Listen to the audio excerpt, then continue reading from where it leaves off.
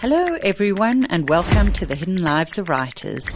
My name's Fiona Snickers and I'm joined by my co-host Gail Schimmel. Hello everyone. Gail, how has your writing week been? Fiona, I'm having the trouble that you were having last week. Mm-hmm. It is a busy time on the writer's calendar, as people listening will hear from what our guests talk about. We are recording this in the Kingsmead Franschhoek season. Mm-hmm. And even though I didn't go to Franschhoek, so I don't have that excuse, I have come back from holiday, pile of work on my desk, pile of reading to do for Kingsmead, a book coming out, and I'm not getting to it. After that wonderful holiday writing, mm-hmm. which I thought would last forever, I'm not getting to it again. I'm worried about it. I'm stressed about it, but I'm trying to be kind to myself and allow that maybe this month it's not going to happen.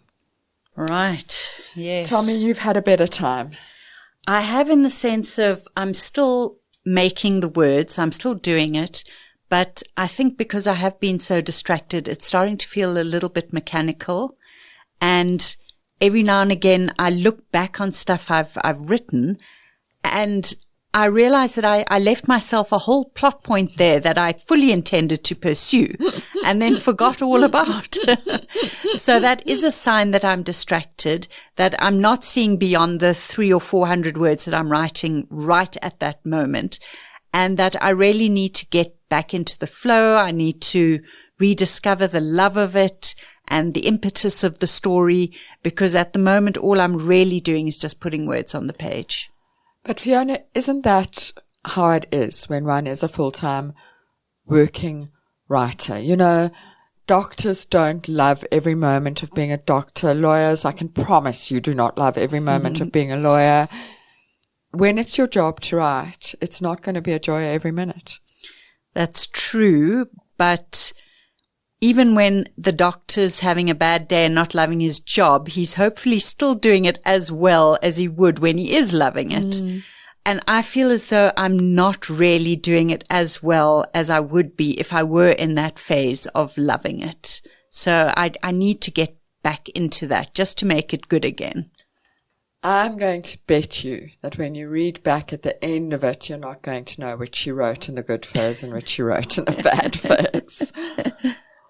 Fiona, what have you been reading, consuming, watching to help you through this bad patch?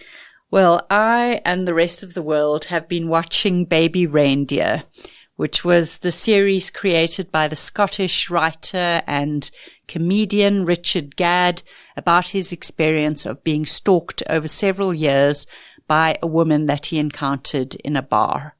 And the whole story is blown up because now a person saying that she is that woman has come forward and done interviews, and it's just been dominating headlines.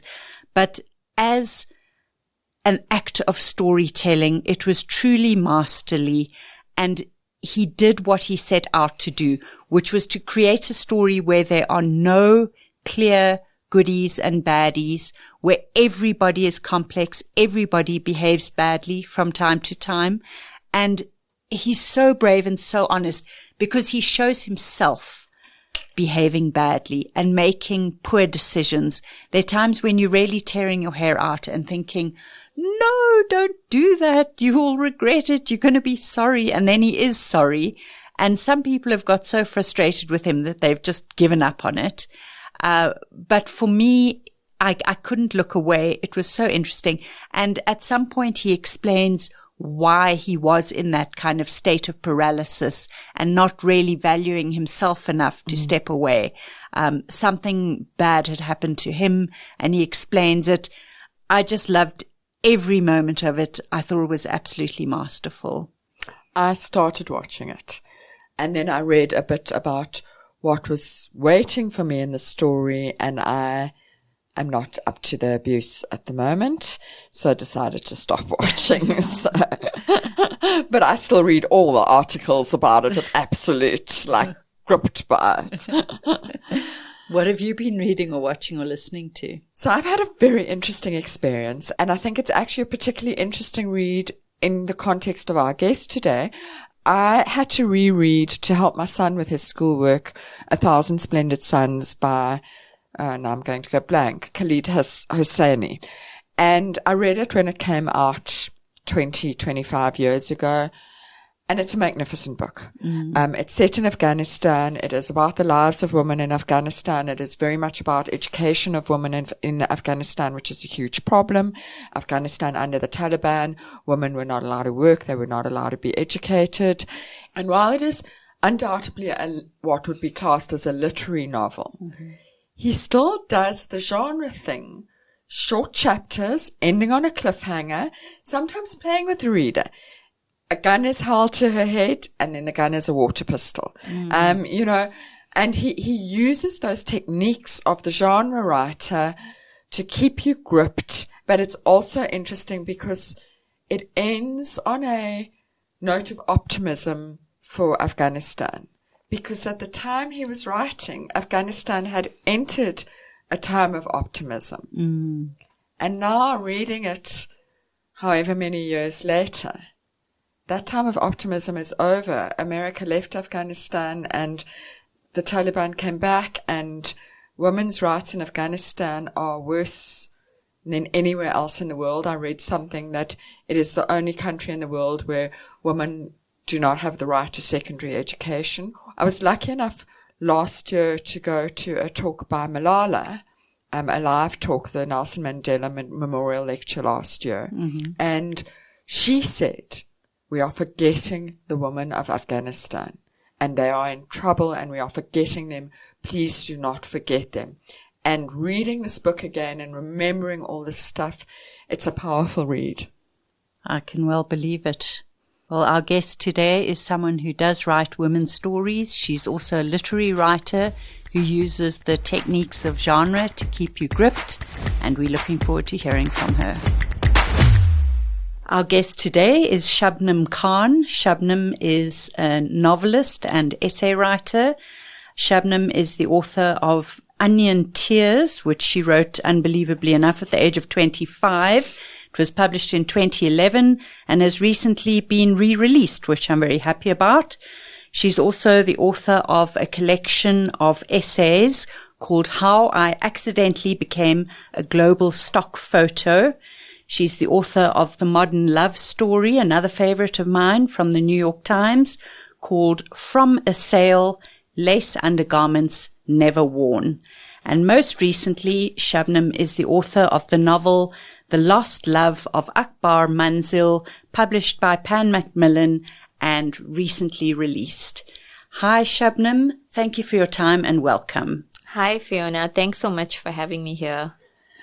Shubnum, we're going to jump right in, as always, and ask you, how was your writing week? My writing week was not too much of a writing week because I'm in the middle of book tour. So I just came from the Franschhoek Literary Festival. I've had some book launches in Cape Town and now in Johannesburg. And then I'm taking part in Kingsmead. So I haven't had too much time to write, but I've been trying to read. And when you are in the midst of a book project, what does your writing day look like? I mean, in an ideal world, I would love to be able to just be able to work throughout the whole morning. So like before the day can attack you with all its to-do lists and things to do and just life admin. But I'm not achieving that lately. I'm just like taking over with life admin from the time I wake up. So I'm not doing an ideal writing schedule right now, but in an ideal world, that is what I would love to do, to be able to wake up really early, get some exercise in, and then just write to my heart's content. But as you all know, it doesn't always end up that way. And how many words a day would you aim for to feel satisfied? It's very strange because the next project I'm working on is not a novel. It's something nonfiction. And it works in like sputters and spurts, if I can explain it that way. So I don't have a word count because it's not a novel. You know, with a novel, I feel you can go as long and hard as you want. And then later on when you edit, you cut out and see where you want the story to go. But this is a strange project. So it's something new that I'm trying.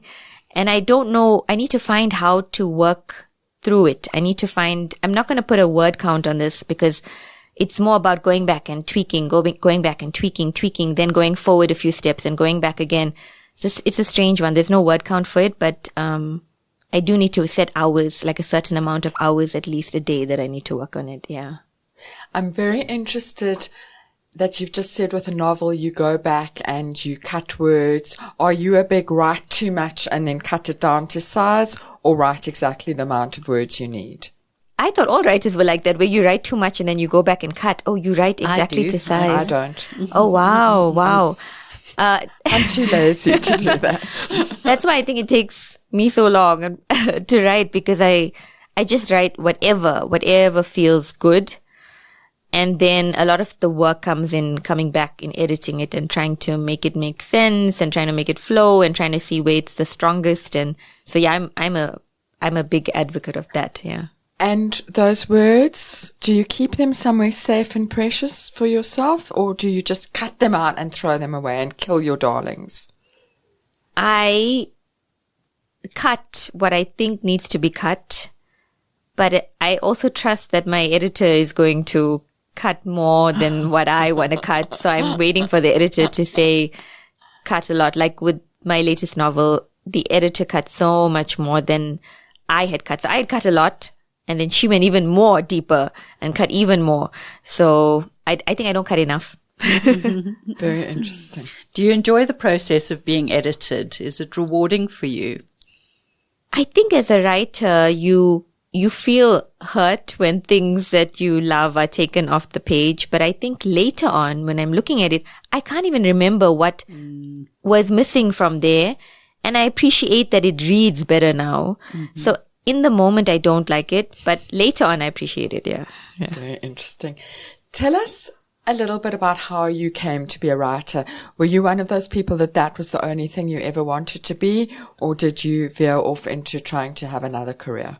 Yeah, Gail, that's an interesting question. I think it was a dream in the back of my mind that I could be a writer, because I loved reading from little. My grandfather would tell me stories. My sister would take me to the library.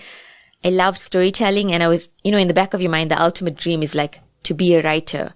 But it's also like, I think that little girl dream, like to be a ballerina or to be, so you think yes, but you also think maybe it's not realistic. As you get older, you think it's not realistic. Like I need to do a more realistic thing. And so I think I had it in the back of my mind. I always say, yes, I did dream of it, but I didn't think it was practical. And so like as time got by, I was like, oh, what am I going to study? What am I going to do? And I didn't know what I wanted to study. I did like a few weeks of architecture. I left that. I did 1 year of fine art. I left that. And I finally did like an English and media studies degree just because I needed to do something and I didn't know what I wanted to do. And indirectly, that English degree took me to my master's in creative writing, which then led me to my novel. So it did lead me in an indirect way into writing, but I didn't do it purposefully. It kind of like happened. Yeah. I think I mentioned to you when we ran into each other at Franschhoek that when I read Onion Tears, I felt the same way as I did when I read Zadie Smith's White Teeth for the first time. Just blown away by this extraordinary novel, and also with the thought in the back of my mind that it had been written by a 25-year-old, and how was that even possible? So can you talk us a little bit through the process of writing that first novel? Did it come out in a gush, or was it very much an arduous process to get it out? There's so much I want to ask you about Onion Tears, but just the initial process, where it was part of your MA, was it? Yes. So, firstly, thank you for those kind words, Fiona.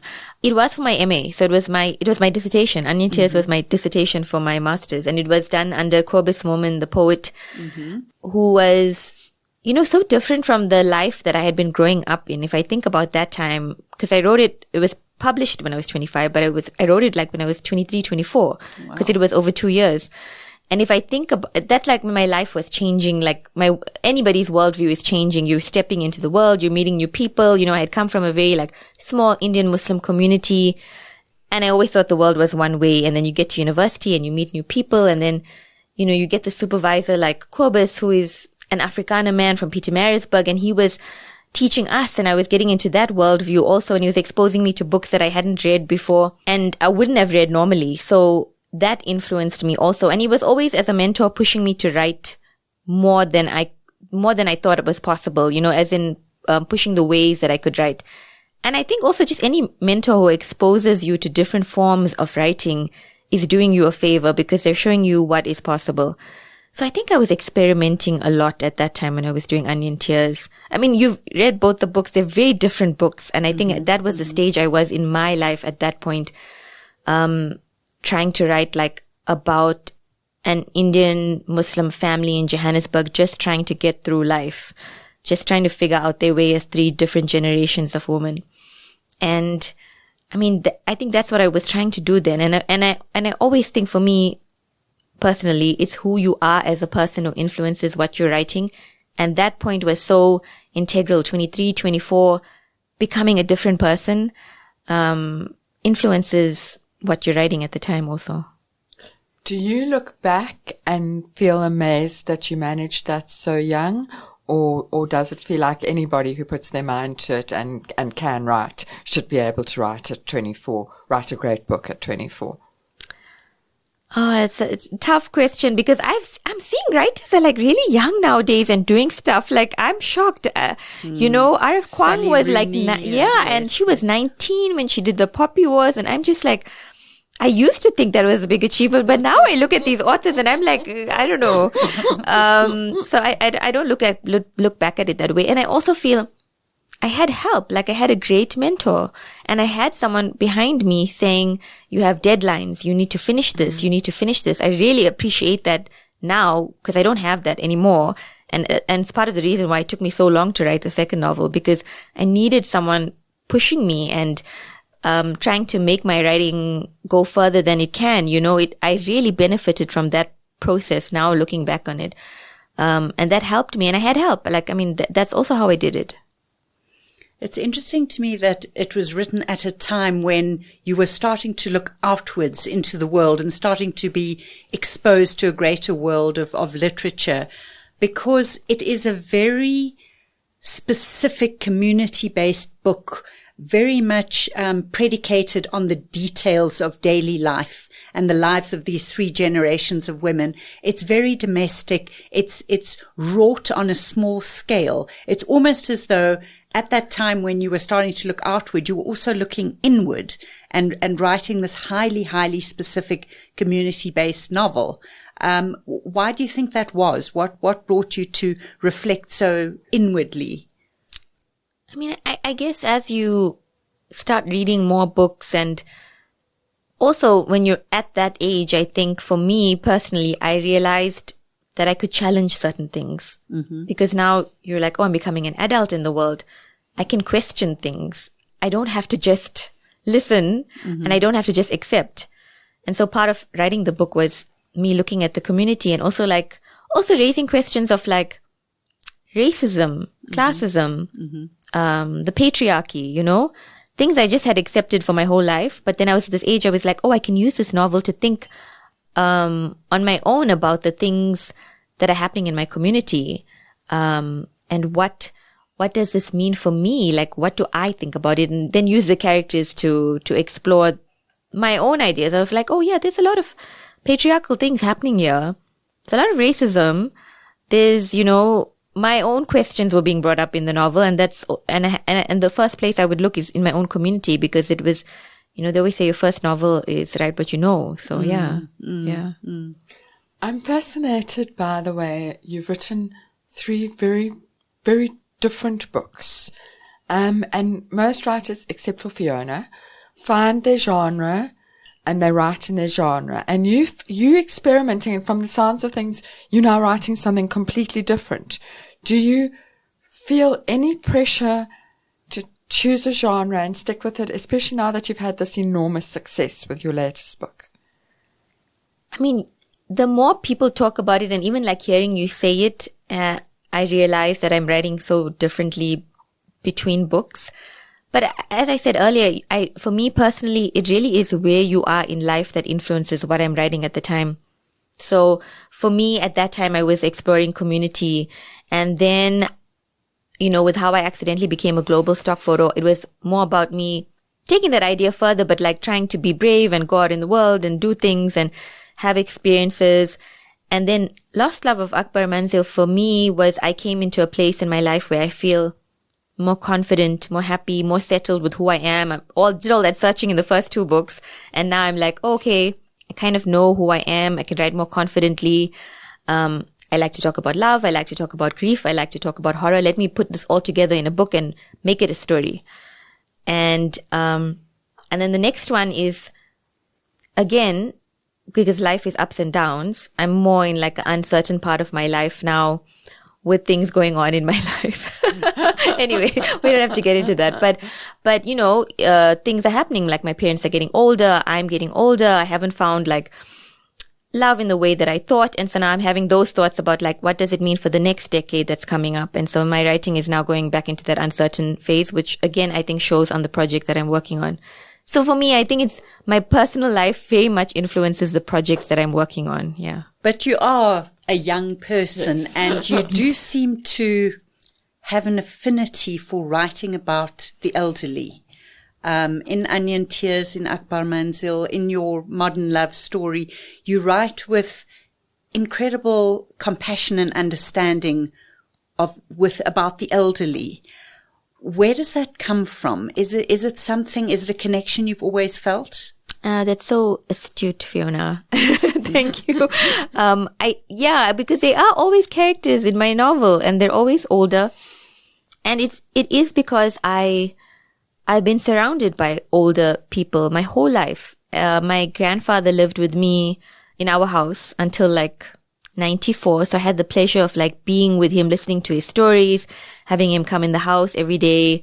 And then my aunt came and moved in our house as well. And she was paraplegic and she had her 2 kids. And so I've just been surrounded by like older people who sometimes need help. Mm-hmm. And now as I'm getting older, I've been living with my parents my whole life. So I've been watching them getting older, becoming the people who are looking after me. And then slowly I'm becoming the people who are looking after them. Can see how time goes by and how age goes by.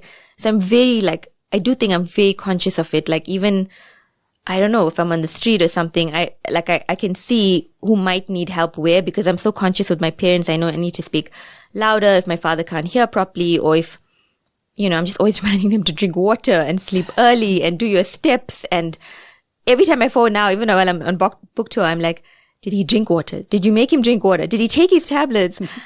I don't know. When you live with people who are getting older, you're just constantly conscious of like, what maybe do they need? And I think in my writing, then I'm just constantly conscious of like, I don't know, like it hurts when you walk up the stairs, like you can see somebody's knees are sore when they're walking up the stairs, or like what, and not that I'm a very helpful person, but you just become conscious because especially as a writer, you're watching all the time. So you're seeing small things. And I see it also like when family come home, my sisters come home and they think my parents are the same age they were when they left the house. And I'm like, they can't do those things anymore. We need to remember, because I'm seeing time going by, which I think people miss, and I'm watching it happen in front of my eyes. So I think that's where it comes from. A lot of young people look at the elderly and have a kind of, oh, shame. Oh, they're so cute. They're so sweet, etc. kind of, yes, exactly. Kind of attitude. But your elderly characters are very fully, vividly rendered on the page. They have a full, strong emotional life. Have you never felt that, oh, shame kind of attitude for the elderly? I mean, no, why? No, why? Because they're me in a few years. They're all of us in a few years. If we can't think that our lives are not going to be full when we're older, it's a very dismissive attitude to say like, oh, shame, because we're all going to end up there. And I wouldn't want somebody to be saying, oh, shame to my life, because I've lived a full life, and I would want to hope to be trying to live the best that I can when I'm older. You know, I always think when I meet people now, especially like as I'm getting older, I'm like, even if they're dismissive of me or whatever, I'm like, time is a great humbler. It is the great humbling, thing of life. So no, we shouldn't. You've had a breakout novel, as we all promised the 3rd novel, and not all of us get. And you've written about your road to publication. Can you tell us a little bit about that story? How did you manage it? How did you get the international deal? How horrible was it along the way? Yeah, I mean, it is a strange story. I was trying to get a literary agent, which is it's not a thing we talk about in South Africa. It's not an industry here. And I was doing a lot of research. I had like an Excel sheet with color-coded Excel sheets of places I wanted to apply to. And I did a lot of research because even though I had a master's in creative writing, no one tells us about literary agents. And so I would go onto Twitter and read about like, how do you get one? Did a lot of research, started applying to a lot of agents. And as any South African or African agent will tell you, it's very hard to get an agent. I don't know if they think our stories are not going to sell, or I don't know, but I got rejected by a lot of agents, and I would like keep putting red marks on my Excel sheet. Was this after Onion Tears? So it's after Onion Tears, even during and after Global Stock Photo. Right, got it. Right. So I just kept getting rejected, and then I saw a residency in the US, which I don't think anybody outside of the US would have applied for because there was no funding to get there, which is expensive. And I applied, and I saw one of the things was, if your manuscript is nearly finished, you can talk to an agent. So I thought this is ideal for me. But I got it, but then I had to get to the US. And so I remember I approached the city of Durban. I was like, please, this might change my career. Like, I'm a Durban author. You don't have many authors left in Durban. Like, this could really be good for me. And I didn't get any response from them. I applied to another institution who were going to fund the ticket, and then at the last minute was like, no, you should ask your father to fund the ticket. Wow. Because somebody found out they were like, because it was a community group that I had approached, and so somebody knew my father, and they were like, you should ask him. And I was like, he's retired, I'm not going to ask him anyway. It was quite a story. And I remember, okay, I was going to use my savings. I was like, okay, use your, because I was freelancing at the time, and I was like, okay, use your savings, it's fine. Go, this will be an investment in your future. Like, if you want to be serious about writing, then you got to do it. So I went, took the ticket, flew to New Mexico. I never, it was like such a bizarre place. I was the only South African there. And I was like, okay, I'm going to sell my book. And so one of the days we had to pitch to the agent. There was a computer screen there. The agent was in New York, and we had to pitch our story. And I thought, oh, I got this. And I went to the screen, and it's like the American pitch, the 5-second pitch, or I don't know, give your best of this story. And when the time came, I got so stressed out that I'd flown all this way, I'd made all this effort, and my mind just went blank. And I just said, the book is about, and I stopped and I froze. And I said, goodness. I didn't know what to say. And I just said, I'm so sorry, I have to go. I can't do this. And I went off, and I just walked in the corner, and I stood there, and I cried. And other authors, the other people at the residency were like, comforting me and saying like, we're so sorry, And the whole day I was very upset. And because I was like, I messed up my chance. I came here. I have to go back now. And it's not this was the opportunity, at least for a face-to-face, face-to-screen conversation.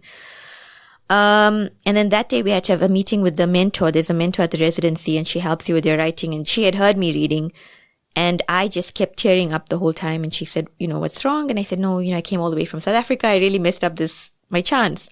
And she said, maybe I can help you. And I said, I remember thinking like, how is she going to help me? It's fine. And I was like, it's okay. And I went back to sleep. And the next morning when I woke up, and I was so at my lowest of my low, and I woke up in my inbox, there was like 3 literary agents from New York who were like, we heard about your amazing book from that mentor, the woman who I had seen.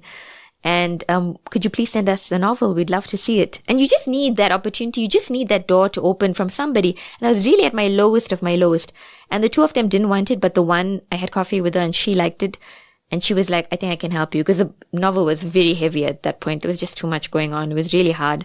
Was it AKBAR MANZIL? Yes, it was. It was The Lost Love of AKBAR MANZIL. So, finally I went on with her. And then after like 2 years of working on the novel and back and forth and this and that, like she sold it at auction for like a 6-figure deal in the US. It was amazing. And I remember thinking when I left, I'm making an investment in my future by doing this. So it always reminds me and reminds me to tell people like that you have to bet on yourself, because then you will see it later on. But you have to make the first attempt to do it. Because if I had said, oh, you know what, this ticket is too expensive, I'm not going to go, I'll just leave it. What's going to happen anyway? And it opened up doors for me in an unexpected way. So you have to like bet on yourself. Wow, amazing story. Yeah, it was crazy. I suspect this is connected to the international deal, but why was the book released under a different title in America? That's one of my questions. Sorry, Gail.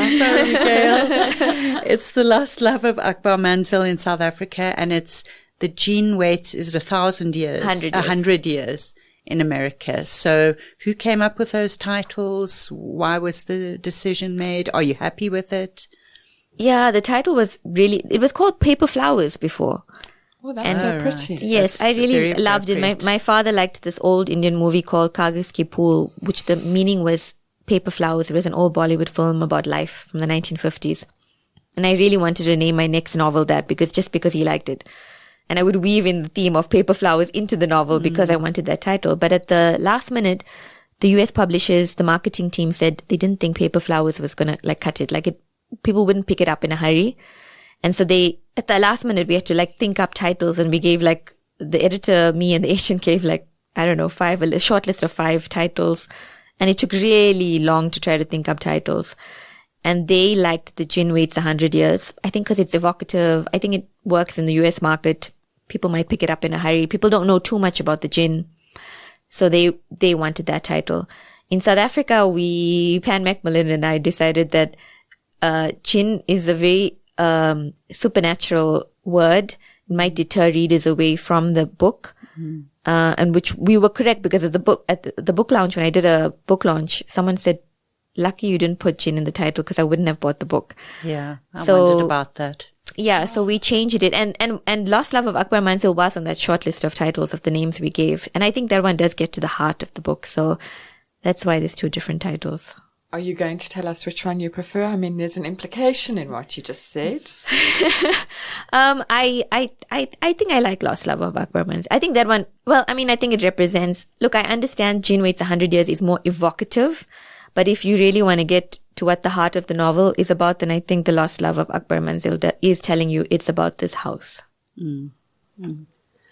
Okay, I want to know now about writing magic, about how different it is from writing an unmagical novel, and how you set about creating that world of magic.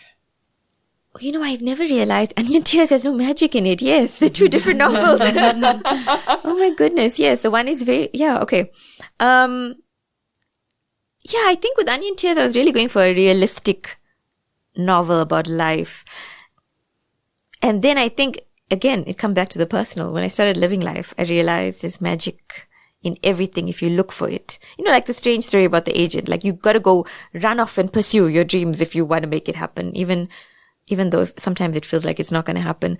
And I realized magical things happen in real life, and that's part of real life. There is fate for me, and there are signs for me, and there are small moments in the ordinary, And so I think I really wanted to capture that in the novel, and it kept growing. So I would be like, there's going to be a gin in the novel. And then the editor was like, but we need to make the gin bigger, give it more power or and I think I was just trying to write life how it is. You think it's normal, but there's magic in everything. And I was just elevating that through the gin, elevating that through the dead sister, elevating that through objects that seem to think and talk, and the house that seems to be watching. I think I just used those things to tell you that life is more than what we see. It's magical. Was it fun? It was fun. It was fun to make the house alive and to make, to wonder what are the smells thinking? what is the house thinking? What are the fingerprints on the wall thinking? That was fun. It made writing, pleasurable. Yeah. Yeah. There's a quote from the book, something like one character says, are ghosts real? And another says they're as real as you want them to be, or as real as you believe them to be. Exactly. It's that kind of thing. Even the sister, I didn't want to ever make readers know if she was real or not. Was she part of Sana's imagination? Because we all sometimes imagine things, or was she actually a real character walking in the book? Yeah. So when you set out to write this novel, were you consciously writing a Gothic novel? Because it has so many elements of the Gothic.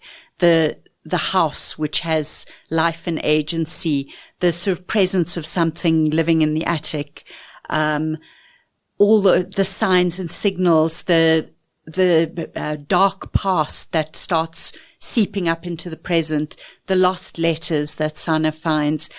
So much of it is Gothic, and it's got elements of horror in it as well. Did you only realize afterwards how Gothic it was, or were you always writing towards that? That's a great question, Fiona. I didn't know it was Gothic at all. I never knew it was Gothic until I finished it. And they were like, yeah, we'll market it as Gothic. And I was like, oh yes, it's very Gothic. There's a house on by the seaside. It's a haunted house. There's unease in this house. There's a tragic love story. It fulfilled all the Gothic elements, but I didn't think at all it was Gothic. I just thought I was writing like a scary story.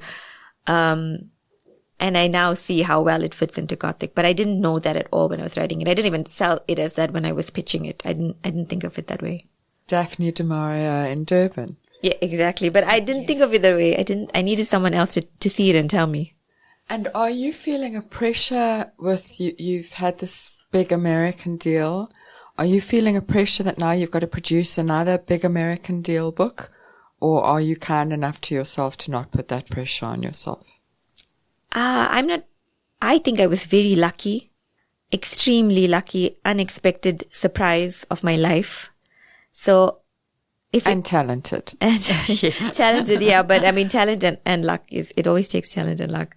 So I don't feel pressure to do another big American book.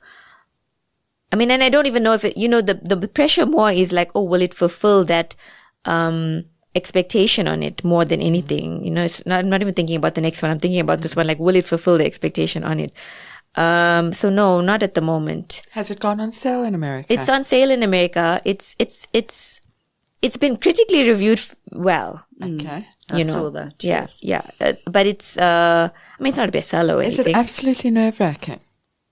Just before it came out, yes. Anyway, but I mean, even in South Africa, it's you don't know what's going to happen. And it's also because it's a strange book. Doesn't fit into categories very quickly. It's hard to see. And then in America, it was like, this is the South African Indian Muslim community you're looking at. It's such a specific community. I don't know how people are going to receive that. So somebody was like, are you looking at your sales figures every day in the US?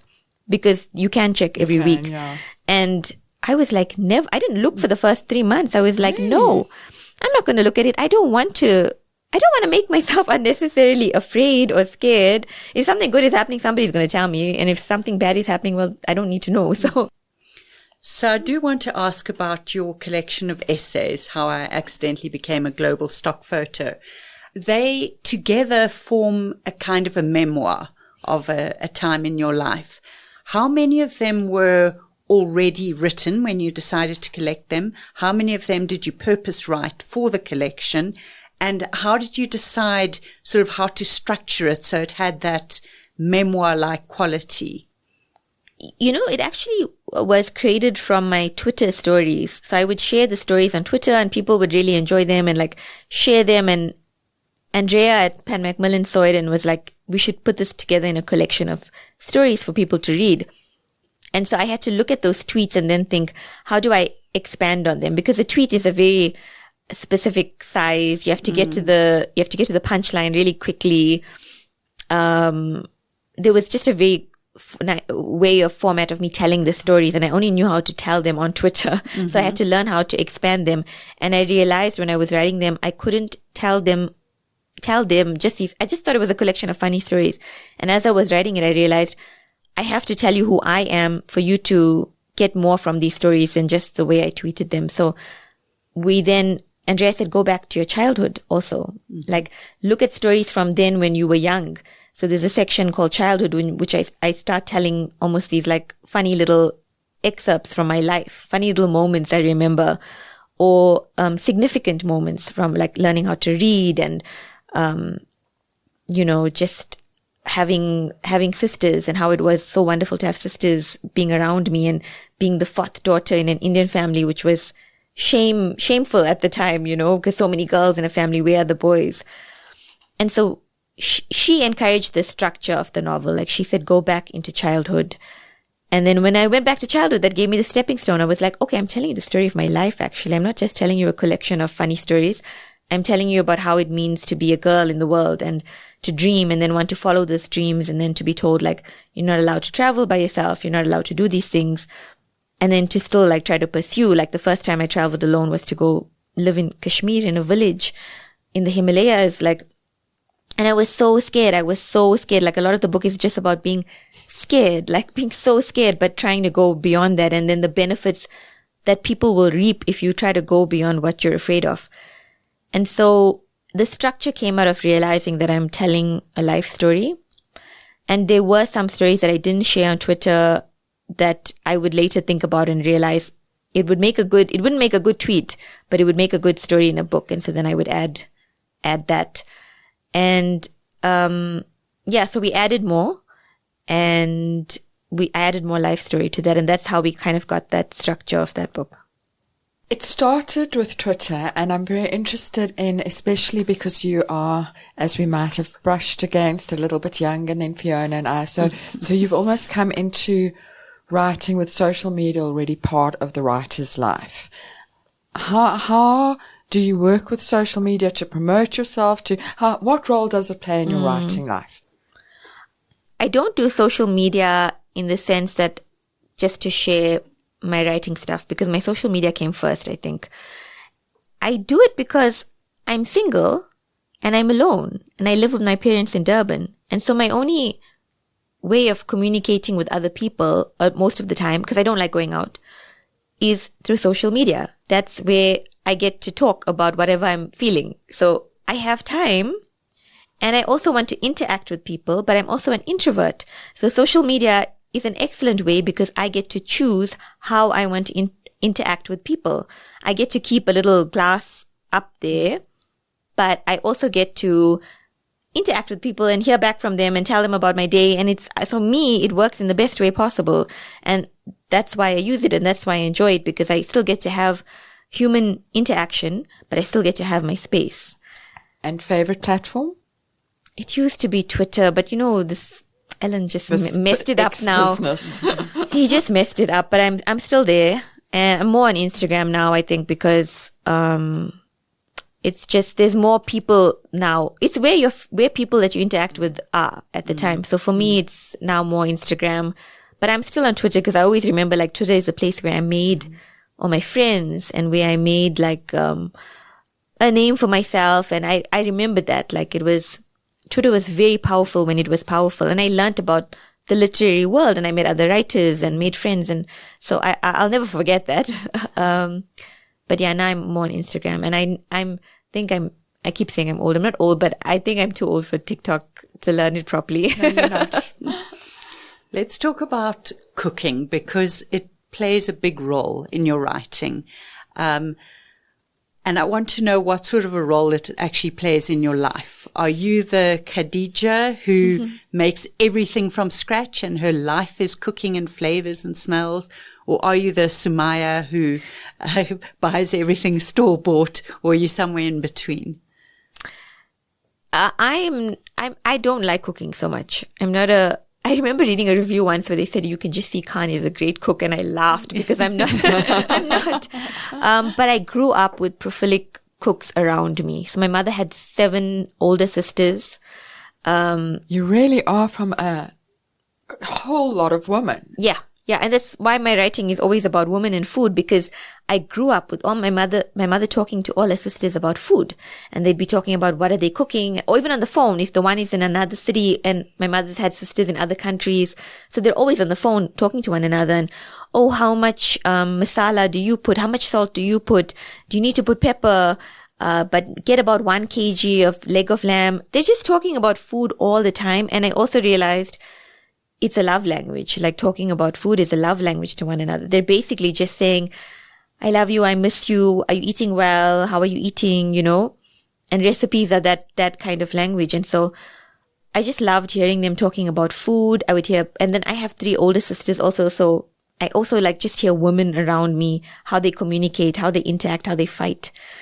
And through food. It's always done through food. So I kept hearing these descriptions of food. I kept eating amazing food because that's how my aunts would show their love. Like, a lot of my aunts didn't have much money, but the way that they would show food after they saw us for many months, like we would come to Johannesburg or to other cities where my mother's sisters, they're all scattered all over, was that they would try to force food. And even if they didn't have enough money for the food, they would make sure we get meat. I remember putting my plate underneath the table to try to hide the plate because she kept putting more rice and rice on my plate. And I'd be like, I can't eat more. I cannot, So I was surrounded by food and love. And so that obviously spills over in the writing. Yeah. It feels to me like you are part of two almost movements in South African writing. And the one is the voice of the Muslim woman, which it seems to be growing. And the other is the Durban writer. What do you think's going on with those two trends? Like, why is it me that I just was ignorant of it before? Or is there a growing trend in those two spaces? I do think with the Muslim writers, there's definitely a lot of more Muslim writers coming out in South Africa. And I do think it's also because in these communities, it was often thought like to have a successful career, you had to be an accountant or a doctor or, or a career where you could earn a living. Because also if you weren't, there wasn't enough money in the family, then you just needed to have a stable job. Stop thinking about dreaming things like writing books and poetry. But I do think increasingly as time is going by, and this is in many communities, not only like in the Muslim community, we're seeing that it's a viable career, that you can actually do something with it, that you can actually, and that it's the importance of telling our own stories. If you don't tell your story, someone else is going to tell your story for you. So it's up to people within their own communities to talk about the food that you cook and the families and the fights and the class things within your own community as well, the problems within your own community as well as the wonderful things. Do you think that women's rights come in there, that women are encouraged to express themselves more than they used to be within the community? I mean, yes, I think so. That as well as also like, I would like to think like even Onion Tears, which was now 13 years ago, encourage other young women to like be like, oh, we can tell our stories and people will read our stories, and that there's importance in telling those stories.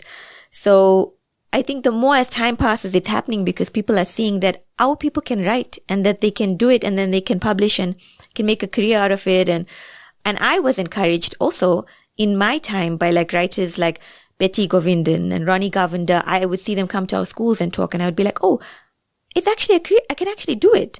I mean, not even a career, but like I can actually write a book. It can happen. So the more you see it, the more it will happen.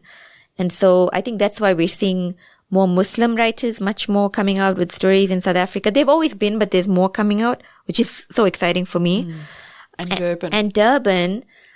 See, Durban is interesting. I feel I wanted to really write a novel set in Durban because nobody was writing enough about Durban and we weren't getting enough stories from Durban. We were, but not the way Johannesburg and Cape Town were being profiled.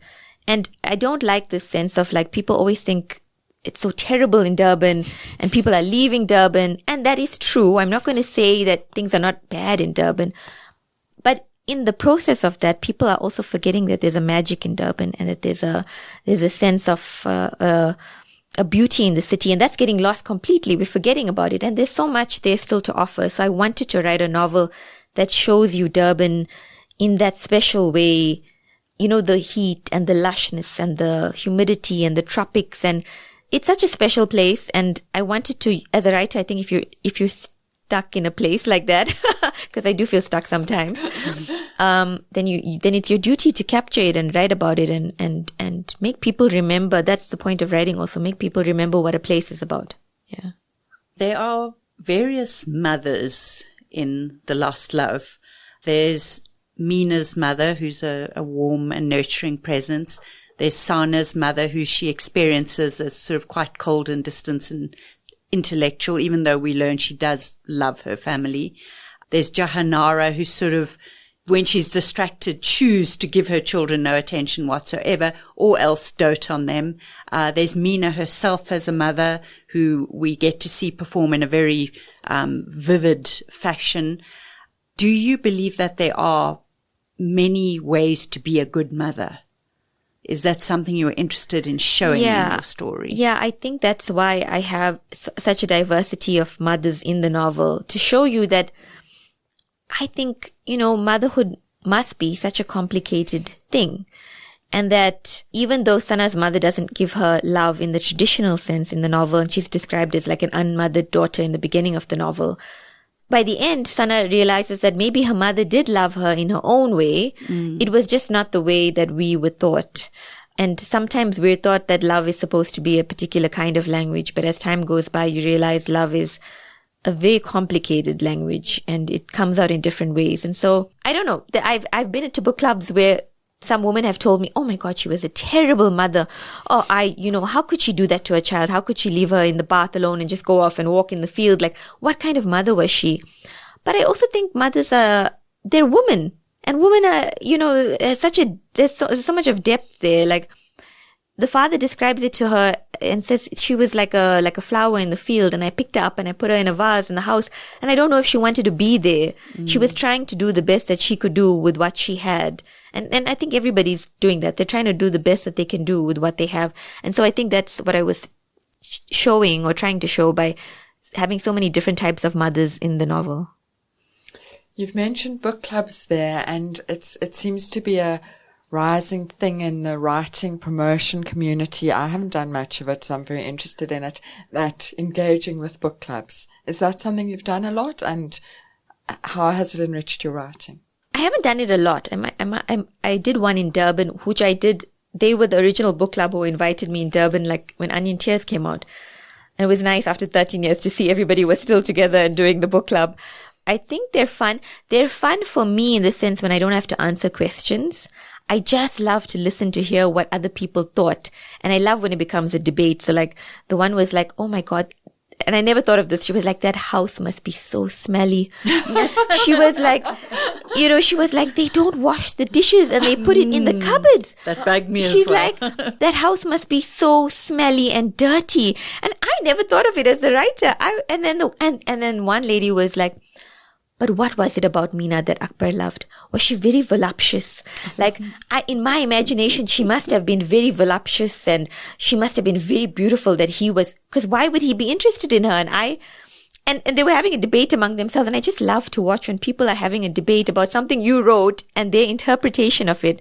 That's what I love about a book club, is just like watching what other people thought about the novel. I actually don't like answering the questions because then I break the bubble that they've built up for themselves. And I feel like I break the magic. I pull the curtain back on the workings that they would never normally know. So I love being at book clubs just to listen to what people are saying. And I try not to answer too many questions. Very interesting.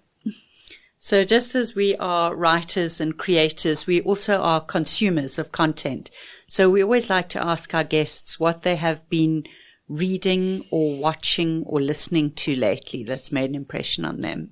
I have not been watching anything lately just because of all the travel, but I really loved Past Lives. I saw it recently. It's a movie that came out with South Korean American actors, just like a lot of awards that it's received. And I was waiting for it to come out because I really thought like it explored love in a very interesting way. If you haven't seen it, you must see it. It's about a young Korean girl who moves to America. And she leaves her childhood love behind. And then she marries an American man and she's living a very American life. And he contacts her, young Korean man contacts after years. They must be in their mid-30s by then. And he's like, do you remember me? And immediately there's this thing of like they were meant to be with one another, and he comes to America. He can't speak the language properly. It's a strange country for him. And the husband acknowledges him and says, if things had turned out the other way, you and my wife would have ended up together, It's done in a very delicate, beautiful way. And I really loved it. And it was the perfect ending I've ever seen in a long time. The most perfect ending. So that is what I watched recently and I loved. And I'm also reading Lydia Davis. I love Lydia Davis's, because she does these really short pieces of fiction. And I think they just take you into like a little world and take you into a little world. I can't remember what's her new title, but I've got it on my bedside. And Sven's Axelrod's, God's Pocket just came out, and I've just finished reading that, and it's amazing. It's really good. It's about a young man. It's very autobiographical, but he'll say it's fiction, about a young man who's an accountant, which is also Sven, who goes away to a cabin to write a novel. The author of the book that he's writing is Sven Axelrod. So it's very meta. So funny. Yes. It's very meta, but very funny, and it's such a great book. Yeah. I'm in the middle of it. Okay, good. And that moment where he says, and what are you going to name the character? And then the character goes, well, I want it to be exotic, so I'm going to name him Sven Axelrod. And It's so funny. It's so funny. It's good. I'm looking forward to getting into that one because I did read Buried Treasure and we had Sven on the pod, and I'm looking forward to the second one. So Shubnum, thank you so much for your time. We hope that everybody will read Onion Tears, which has been re-released as a paperback.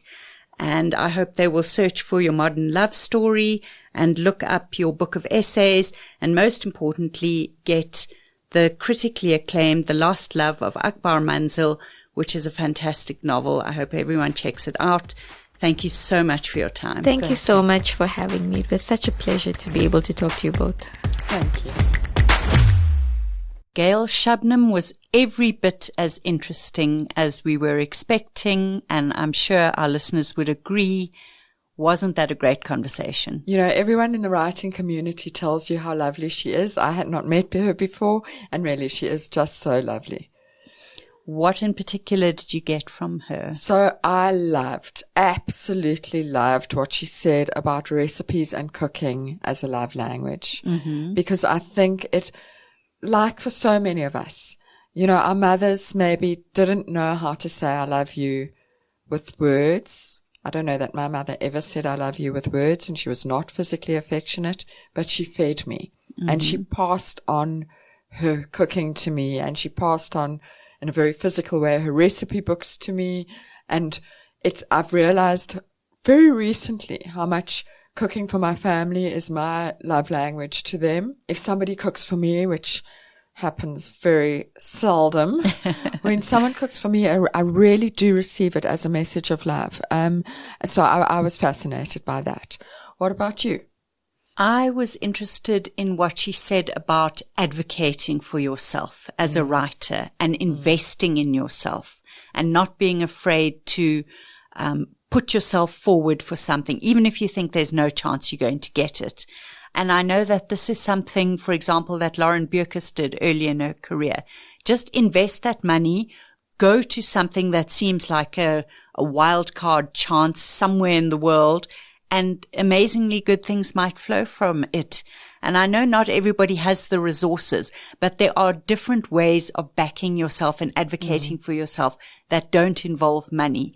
Just put yourself forward for things, even if you think you're never going to get them. I always think it's important to remember the worst thing that can happen is somebody says no. And so what? If someone says no, you're right where you were when you started. You may as well ask. You're right. You said that to me recently, and I thought, oh, but I'm so afraid of people saying no to me. It does feel like the worst thing that can happen. But it really isn't. Life moves on. You recover from it and you get on with things. 100%.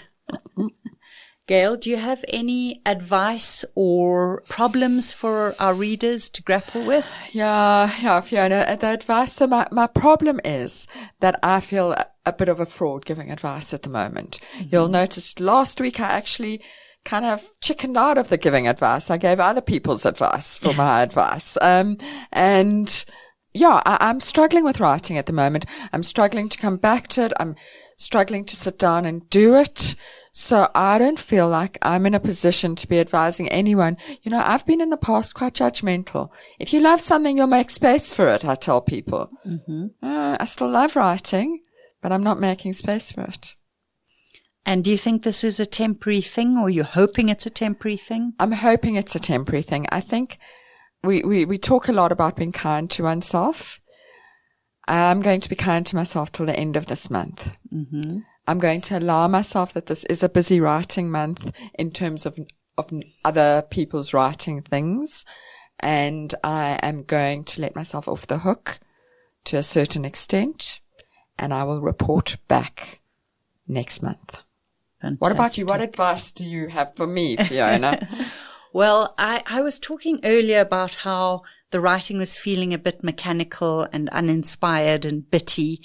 And I think that the solution came while we were talking to Shubnum, actually, because listening to another writer write about their process and their inspiration, it just fills something in me. It's a kind of form of refilling the well.